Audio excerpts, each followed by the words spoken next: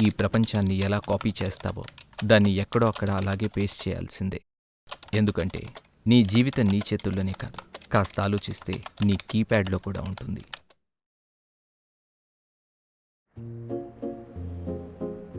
ఎలా మర్చిపోగలను ఆ రోజు జూన్ 2. గుర్తుంచుకోకపోయినా గుర్తుంటుంది. నా కథ సరికొత్తగా స్టార్ట్ అయింది. తనెవరో నాకు తెలియకుండా నా లైఫ్లోకి తను ఎంటర్ అయిపోయింది.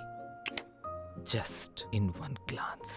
అలా చూశానో లేదో అలా అలా అలా నా కళ్ళు స్క్రోల్ అయ్యి తన అందానికి లాక్ అయిపోయాయి. అదేంటో నా బాడీ లెఫ్ట్ సైడ్ అంతా ఒకటే మౌస్ క్లిక్స్. ఈ లోకాన్ని చూసిన నా కళ్ళు ఇప్పుడు తన ఆచూకీని అడుగుతున్నాయి. నాకు తెలుసు, ఏ మార్పైనా క్షణాల్లో రావచ్చు, ఏ దూరమైనా అడుగులే కావచ్చు. నా చేష్టలన్నీ నా కంట్రోల్ తప్పుతున్నాయి. మా మధ్యలో దూరం అంతా అయోమయాన్ని నింపుకుంటోంది.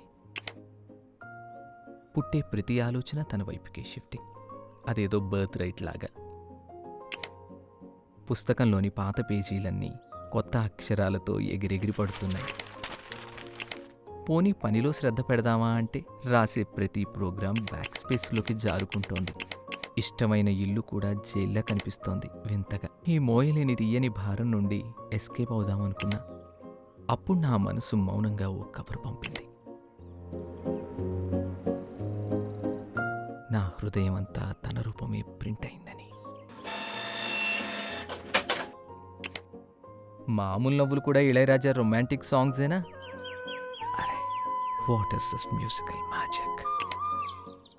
నేనెవరో నన్ను అడగండి ప్లీజ్. ఎందుకంటే ఇప్పుడు నేను ఎట్ తను I'm in love with her.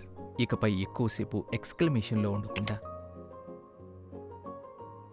తనకి 143 చెప్పేశాను.